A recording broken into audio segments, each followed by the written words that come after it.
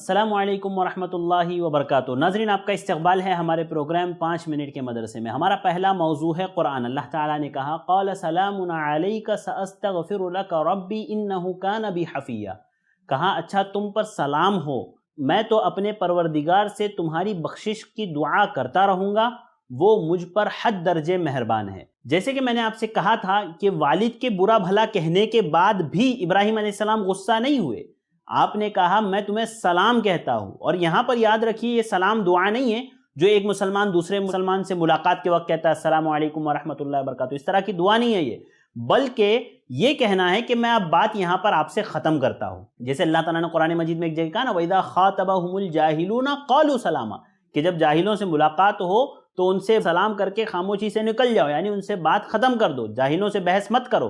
تو اس طرح کا سلام ہے کہ میں اب آپ سے بحث ترک کرتا ہوں، باتیں ترک کرتا ہوں۔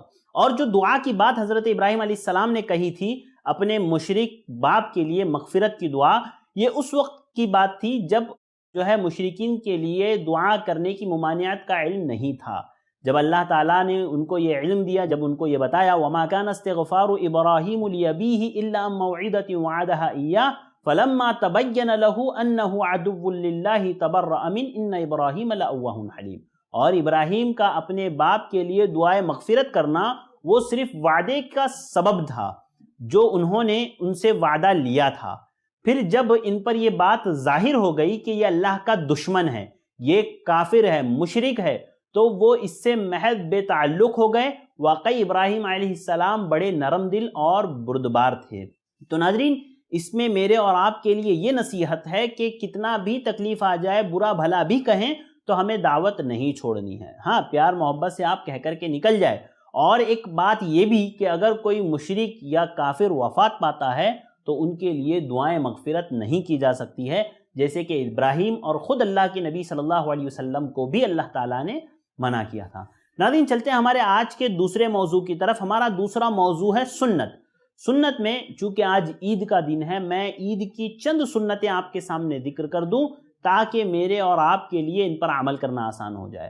دیکھیے، عید کے دن کی جو چند سنتیں وہ یہ ہے کہ آدمی فجر کی نماز پڑھ لیں، اپنے یہاں محلے کی جو بھی مسجد ہے اس میں نماز پڑھ لیں، غسل کریں، مسواک کریں، خوشبو لگائیں، اچھی خوشبو لگائیں، اور اپنے کپڑوں میں سے جو اچھے کپڑے ہوں نا اس کو پہنیں۔ یعنی عید کے دن اللہ کے نبی صلی اللہ علیہ وسلم کا یہی طریقہ ہوتا، آپ صبح اٹھتے، فجر کی نماز پڑھتے، اس کے بعد عید کے لیے غسل کرتے اور مسواک وغیرہ جو ہے اور خوشبو لگانا، اسی طرح آپ اچھے سے اچھا کپڑا کوشش کریں نیا کپڑا لے کر کے پہنیں، کیونکہ یہ خوشی کا دن ہے، مسرت کا دن ہے اسی لیے۔ اور اگر اچھے نئے کپڑے نہیں ہیں تو کوئی بات نہیں، آپ پرانے کپڑوں کو دھو کر کے جو صاف ستھرے کپڑے اچھے کپڑے ہیں ان کو پہنیں۔ اسی طرح عیدگاہ کی طرف پیدل جائیں اور واپس آتے وقت جو ہے راستہ بدل کر کے آئیں۔ عیدگاہ سے جب جا رہے ہیں تو پیدل عیدگاہ جائے، گاڑیوں پر سوار ہو کر کے نہ جائے۔ بہت دور ہو تو پھر گاڑیوں پر سوار ہو سکتے ہیں، لیکن بہتر یہ ہے کہ اگر نزدیک ہے پیدل آپ جا سکتے ہیں تو عیدگاہ پیدل جائیں، پیدل جانے کا اجر آپ کو الگ سے ملے گا۔ اور پھر جب عیدگاہ سے واپس آئیں تو راستہ بدل کر کے آئیں، ایک راستے سے جانا ہے، دوسرے راستے سے آنا ہے۔ دونوں عیدوں میں یہی سنت ہے۔ یاد رکھیے، مسلمانوں کی صرف 2 عیدیں، عید الفطر، عید الاضحیٰ، ٹھیک ہے، ہفتہ وار عید تو جمعہ ہے ہی ہے، لیکن 2 عید جس میں طریقہ یہ ہے کہ عیدگاہ کو جب ہم جائیں گے تو ایک راستے سے جائیں گے اور دوسرے راستے سے واپس آئیں گے۔ اور اسی طرح ایک سنت یہ بھی ہے کہ عید الفطر میں کھا کر کے جانے کی سنت ہے نا، اسی طرح سے عید الاضحیٰ میں اللہ کے نبی صلی اللہ علیہ وسلم جب عیدگاہ کے لیے جاتے تو آپ کھاتے نہیں تھے، آپ بنا کھائے کے عیدگاہ جاتے، عید کی نماز ادا کرتے، پھر گھر پہ آنے کے بعد کھاتے۔ حضرت عبداللہ بن بریدہ رضی اللہ تعالیٰ عنہ اپنے والد سے روایت کرتے ہیں کہ نبی کریم صلی اللہ علیہ وسلم عید الفطر کے روز کھائے بغیر گھر سے نہیں نکلتے تھے۔ یعنی عید الفطر جب آتی رمضان کے بعد والی عید میں تو آپ اپنے گھر سے کچھ میٹھا، کھجور وغیرہ کھا کر کے نکلتے تھے، اور عید الاضحیٰ کے روز نماز عید سے پہلے کوئی چیز آپ نہیں کھاتے تھے، کوئی چیز تناول نہیں فرماتے تھے۔